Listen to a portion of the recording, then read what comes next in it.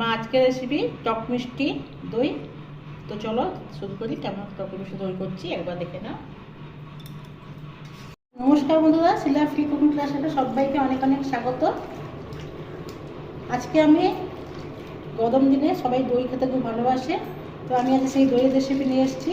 টক মিষ্টি দই, অনেকে টক দই খেতে ভালোবাসে, অনেকে মিষ্টি দই খেতে ভালোবাসে, আবার অনেকে টক দই পছন্দ করে না, তার জন্য চিনি মিশিয়ে খায়।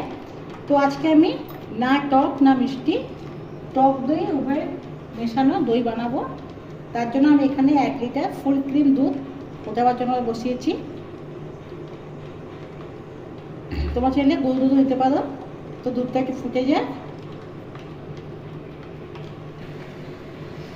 দুধটা এরকম নাড়তে হবে যেন সর না পড়ে এতে।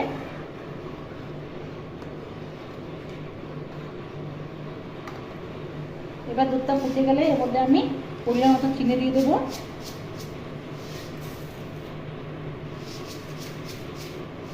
টক মিষ্টি হবে তাই আমি ওখানে অল্প চিনি দিলাম। এটা ভালো করে নেড়ে নেবো।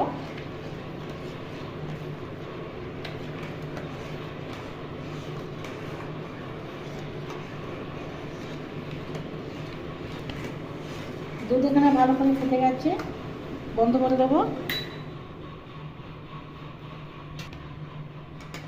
এরপর এদিকে আমি কিছুটা দই ভালো করে ছেঁকে নিয়েছি। দইতে অনেক জল থাকে তাই দইটা ছেঁকে নিয়েছি।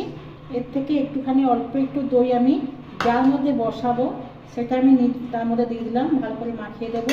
তোমরা চাইলে এটা মাটির হাঁড়িতে বসাতে পারো, মাটির হাঁড়ি বা মাটির যে কোনো বাটিতে বসাতে পারো। কেন মাটির বাটিতে বা মাটির জিনিসে বসালে তার একটা নিজস্ব একটা ভালো গন্ধ থাকে, তো দইটা খেতে ভালো লাগে। তবে আমার কাছে এখানে মাটির নেই, আমি যেহেতু এখানে বাইরে আছি, বাইরে মহারাষ্ট্রতে এখন আছি আমি, আমার কাছে এখানে কোনো মাটির জিনিস অ্যাভেলেবল নেই, তাই আমি এতে বসাচ্ছি। স্টিলেতেও হবে বা যে কোনো বাসনে বসালেও হবে, তবে মাটির বাসনের টেস্ট কিছু আলাদা। আমি একটু এখানে দইটা মাখিয়ে নিলাম। দইটা যে কোনো ওই মাটির বাসনে বা যে কোনো জিনিসে বসাবে একটু মাখিয়ে নিলে দইটা ভালো হয়, তাই মাখিয়ে নিলাম। আর এখানে 2 চামচ রাখলাম। এখানে এবার অল্প কিছু দুধ দিয়ে এখানে ভালো করে তুলে নেবো।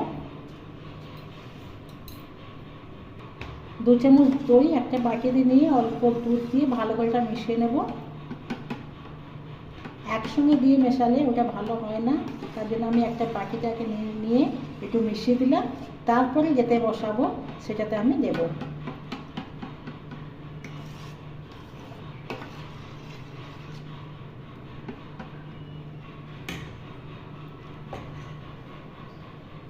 দুধটা অল্প উষ্ণ হলে তবে আমি দই বসাবো। একটু 2 মিনিট ঠান্ডা করতে ছেড়ে দেবো।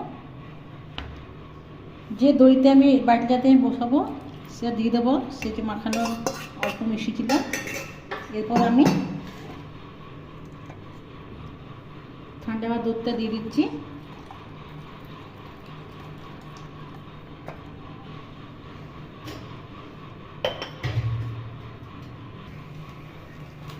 এরপর একটা বাসন বসিয়েছি, এটা আমি অল্প উষ্ণ গরম করে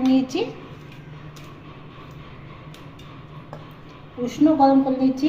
এরপর এর একটা আমি স্ট্যান্ড দরকার, আমি একটু হালকা ঠান্ডা করে নিই, তারপরে এর উপরে আমি দইটা বসাবো।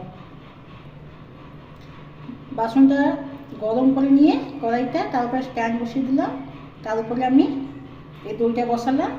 গরমটা বজায় রাখার জন্য আমি একটা এখন চাপা দিয়ে দিচ্ছি। এটা এখন সারা রাত্রি আমি রেখে দেবো।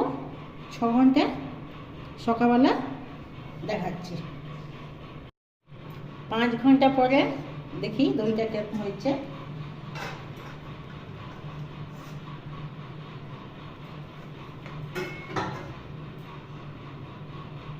বসেছে ভালো, ঢেকে রাখতে